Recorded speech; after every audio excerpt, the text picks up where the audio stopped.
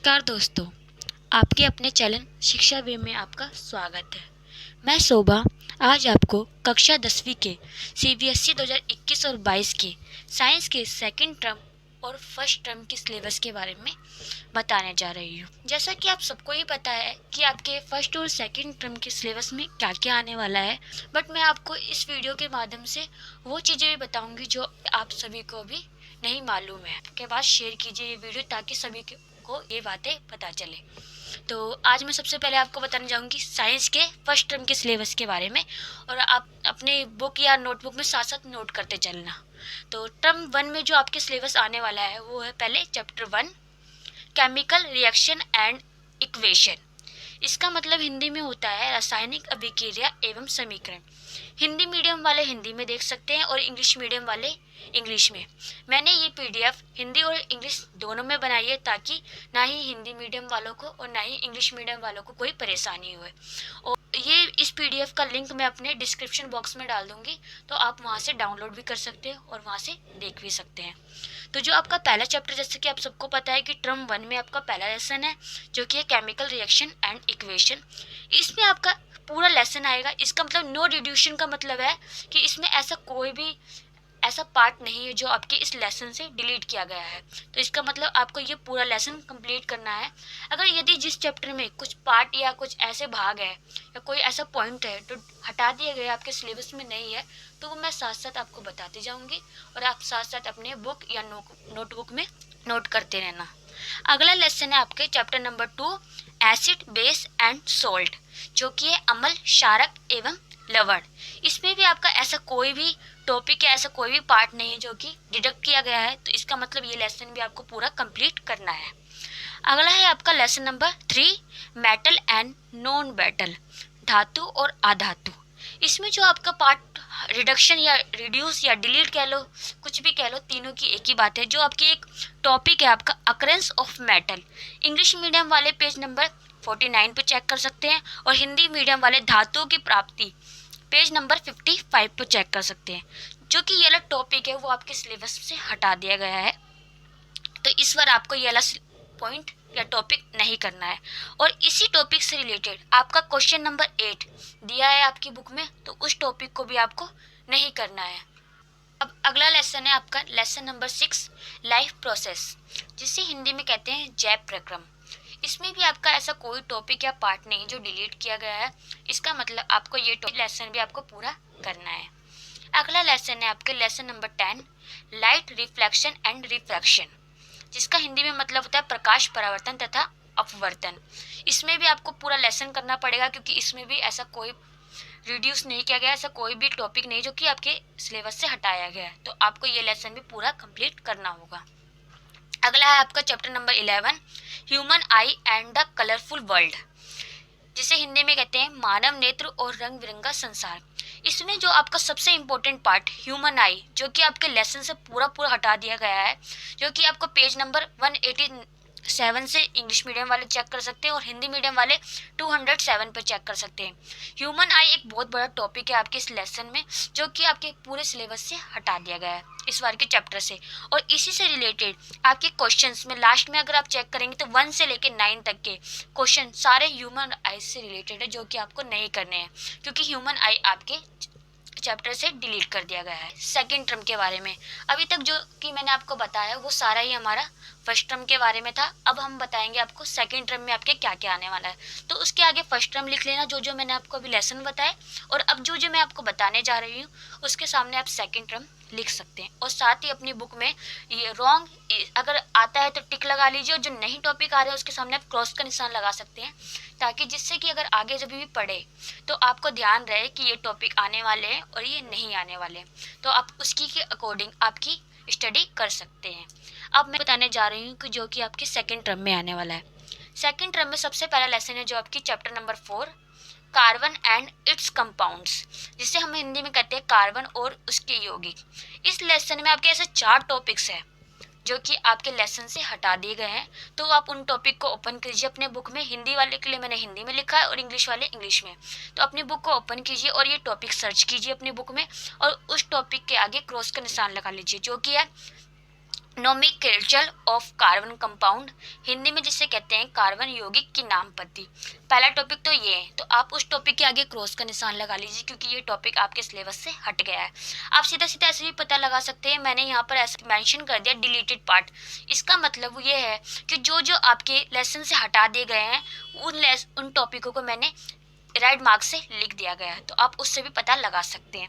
अगला जो टॉपिक है इसी लेसन में वो है chemical properties of carbon compound, जिसके हिंदी में कहते हैं कार्बन यौगिक के रासायनिक गुणधर्म। तो ये टॉपिक को भी आप क्रॉस का निशान लगा लीजिए क्योंकि ये भी टॉपिक आपके इस चैप्टर में नहीं करना है। अगला है एंथोल एंड एंथेनोइक एसिड, जिसको कहते हैं एंथोल तथा एथेनाइक अम्ल। तो ये वाले टॉपिक पे भी क्रॉस का निशान लगाइए क्योंकि ये टॉपिक भी नहीं करना है। नेक्स्ट है सोप एंड डिटर्जेंट, जिसे कहते हैं साबुन और अपमार्जक। तो ये ऐसे 4 टॉपिक इस लेसन में जो कि आपको नहीं करने हैं क्योंकि ये सारे लेसन आपके सिलेबस से हटा दिए गए हैं। तो अब अगला जो लेसन आपको करना है वो है चैप्टर नंबर 5 जो कि सेकंड टर्म में है, पीरियोडिक क्लासिफिकेशन ऑफ एलिमेंट, जिसका मतलब है तत्वों का आवर्त वर्गीकरण। इसमें आपका ऐसा कोई भी पार्ट नहीं है जो कि रिड्यूस किया गया है, तो इसका मतलब आपको ये लेसन पूरा कंप्लीट करना है। अब आपका जो अगला लेसन है वो है lesson number 8, how do organism reproduce, जिसे हिंदी में कहते हैं जीव जनन कैसे करते हैं। तो ये लेसन भी आपके सेकंड टर्म के एग्जाम में है, लेकिन इसमें ऐसा कोई भी टॉपिक नहीं जो कि रिड्यूस किया गया है, तो इसका मतलब ये लेसन भी आपको पूरा कंप्लीट करना है। अगला लेसन है आपका lesson number 9, heredity and evolution, जिसे कहते हैं अनुवांशिकता एवं जैव विकास। इसमें जो आपके टॉपिक हटाया गया वो है एवोल्यूशन, जिसे कहते हैं विकास। तो आप इस टॉपिक पे क्रॉस का निशान लगा सकते हैं और इसे करने की ज़रूरत नहीं है क्योंकि ये आपके सिलेबस में नहीं आएगा। अगला है आपका चैप्टर नंबर 12, इलेक्ट्रिसिटी, जिसे कहते हैं विद्युत। इसमें जो आपका डिलीट किया गया पार्ट है वो है electric potential and potential differences. इसका मतलब जो भी विद्युत विभव और विभवांतर से रिलेटेड क्वेश्चंस और जो टॉपिक है ये आपको नहीं करना है क्योंकि ये आपके सिलेबस में नहीं है। तो आप इसके सामने भी अपना क्रॉस का निशान लगा सकते हैं जो ताकि आपको आगे चल के कोई ज़्यादा दिक्कत ना हो और आप आसानी से समझ सके। अगला लेसन है जो आपका lesson number 13, magnetic effect of electric current, जिसे हिंदी में कहते हैं विद्युत धारा के चुंबकीय प्रभाव। जो कि आपके इसमें जो डिलीट किया गया पार्ट है वो है इलेक्ट्रिक जनरेटर यानी विद्युत जनरित। तो इस टॉपिक के सामने भी आप क्रॉस का निशान लगा लीजिए। अगला है आपका डोमेस्टिक इलेक्ट्रिक सर्किट, घरेलू विद्युत परिपथ। तो इस टॉपिक के भी ये 2 टॉपिक है जो आपके लेसन नंबर 13 में से हटाए गए हैं, तो आप इनके सामने दोनों के सामने क्रॉस का निशान लगा लीजिए ताकि आपको आगे चल के ज़्यादा दिक्कत का सामना ना करना पड़े और आप उन्हीं चीज़ों पे फोकस करें जो आपके एग्ज़ाम के लिए महत्वपूर्ण हो। अगला जो लेसन है आपके जो कि लास्ट लेसन इस सेकंड टर्म का जो कि है चैप्टर नंबर 15, आवर एनवायरनमेंट, जिसे हिंदी में कहते हैं हमारा पर्यावरण। तो इसमें भी ऐसा कोई टॉपिक या ऐसा कोई भी नहीं है और देखा जाए तो सबसे इजी चैप्टर आपकी बुक में यही है जिसको आप आसानी से अपने आप से भी कर सकते हैं। तो इसमें ऐसा कोई भी पॉइंट या ऐसा कोई भी टॉपिक नहीं है जो कि रिड्यूस किया गया है, तो इसका मतलब ये आपको पूरा लेसन कंप्लीट करना है। अब मैं अब आगे आपको बुक ओपन कर लीजिए आप सभी। इससे पहले मैं आपको ये बताऊं कि कौन से चैप्टर कितने मार्क्स का आने वाला है। यदि आपने मेरे चैनल को अभी तक सब्सक्राइब नहीं किया है तो सब्सक्राइब कर लीजिए, लाइक कर दीजिए और ज़्यादा से ज़्यादा शेयर कीजिए। अब सभी बच्चे अपनी अपनी नोटबुक ओपन कर लीजिए और उसमें मैं बताने जा रही हूँ कि कौन सा चैप्टर कितने मार्क्स का आ रहा है। तो आप उससे ज़्यादा ईजी रहेगा आपको स्टडी करने में कि आपको पता रहेगा कि कौन सा लेसन कितने मार्क्स का आएगा, तो आपको ज़्यादा परेशानी नहीं होगी। और जैसा कि आपको सबको पता है कि इस बार आपके सारे एमसीक्यू के क्वेश्चन आने वाले हैं, तो टोटल आपका 40 मार्क्स का एमसीक्यू क्वेश्चंस आएंगे जिसमें 40 क्वेश्चन 1 मार्क्स के होंगे जो कि एमसीक्यू होंगे सारे। और तो 10 मार्क्स आपके रह गए वो होंगे असेसमेंट, जिसमें आपकी कॉपी और मे बी वाइवा या असिस्टमेंट आपकी कोई भी हो सकता है जिससे आपको 10 मार्क्स दिए जाएंगे। तो अपना सारा वर्क कंप्लीट करिए क्योंकि कॉपी के भी नंबर जुड़ सकते हैं और कोई वाइवा भी हो सकता है जिससे कि आपको 10 मार्क्स मिलेंगे। अब मैं ये नोट करती जाइए साथ में कि कौन सा लेसन कितने मार्क्स का आ रहा है। तो जैसा कि आप सबको पता है कि lesson number 1, lesson number 2, lesson number 3 ये तीनों ही आपके फर्स्ट टर्म में है। तो आप इनके सबके सामने फर्स्ट टर्म लिख लीजिए और ये तीनों लेसन टोटल मिला के आपके आने वाले हैं 16 मार्क्स के। तो आपके इसके सामने आप 16 मार्क्स भी नोट कर लीजिए ताकि आपको दिक्कत ना हो।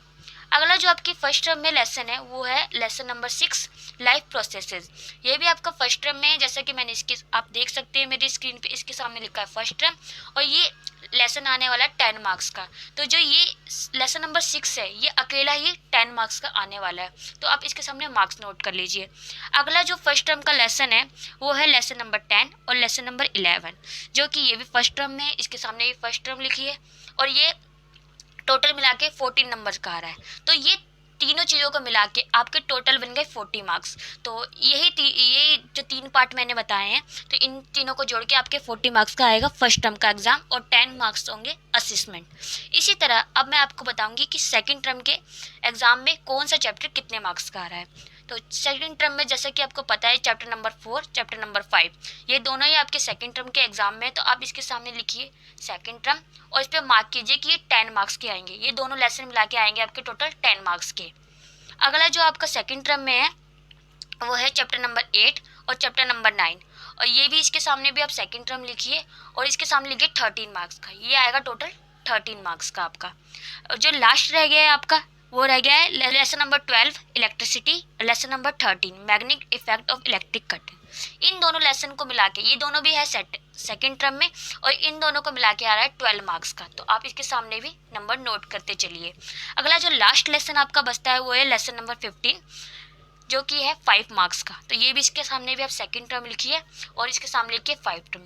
तो सेकंड टर्म के भी टोटल मिला के हो गए 40 मार्क्स के। मैं आपको बताऊंगी कि आपके बुक के ऐसे 2 लेसन हैं जो कि आउट ऑफ सिलेबस हो गए हैं, जो कि लेसन नंबर 7 और लेसन नंबर 14, ये दोनों lesson he out of syllabus हो गए हैं। तो इसके सामने आप आउट ऑफ सिलेबस लिख सकते हैं। ज़्यादा परेशान मत होना कि ना ही ये फर्स्ट टर्म में आया ना ही सेकंड टर्म में आया, क्योंकि आपके जो सीबीएसई ने सर्कुलम जारी किया है उसमें ये दोनों लेसन आउट ऑफ सिलेबस दे रखे हैं। तो इन दोनों लेसन को आपको ध्यान नहीं देना है। और बचा आपका लास्ट में लेसन नंबर 16, जो कि एक पूरा नेचुरल रिसोर्सेज के ऊपर है। तो इससे रिलेटेड शायद आपको कोई फाइल दिया जा सकता है या कोई ऐसी वाइवा वगैरह लिया जा सकता है जिससे कि आपके 10 मार्क्स काउंट हो जाए, जिसमें जैसे कि मैंने बताया आपको 10 मार्क्स का असिस्मेंट हो सकता है। तो उसमें आपकी फाइल भी हो सकती है, वाइवा भी हो सकता है, एनी प्रोजेक्ट भी दे सकते हैं आपको। तो आप हर चीज़ के लिए तैयार रहना, क्योंकि 10 मार्क्स आपके रिलेटेड इसी लेसन से होंगे, ज़्यादातर चांसेस इसी लेसन से हैं। तो आई होप आप लोगों सभी को समझ में आया होगा और आपने नोट किया होगा जैसे जैसे मैंने आपको बताया है। और अब मेरी जितनी भी आने वाली वीडियो है वो इन्हीं लेसनों से रिलेटेड होगी, और मैं आपको अपनी वीडियो के माध्यम से ज़्यादा एमसीक्यू क्वेश्चन प्रोवाइड कराने की कोशिश करूँगी, जिससे कि आगे आपको अपनी स्टडी में हेल्प मिले। और यदि अगर आपने अभी मेरा चैनल लाइक और सब्सक्राइब नहीं किया है तो please like and subscribe, and thank you for watching.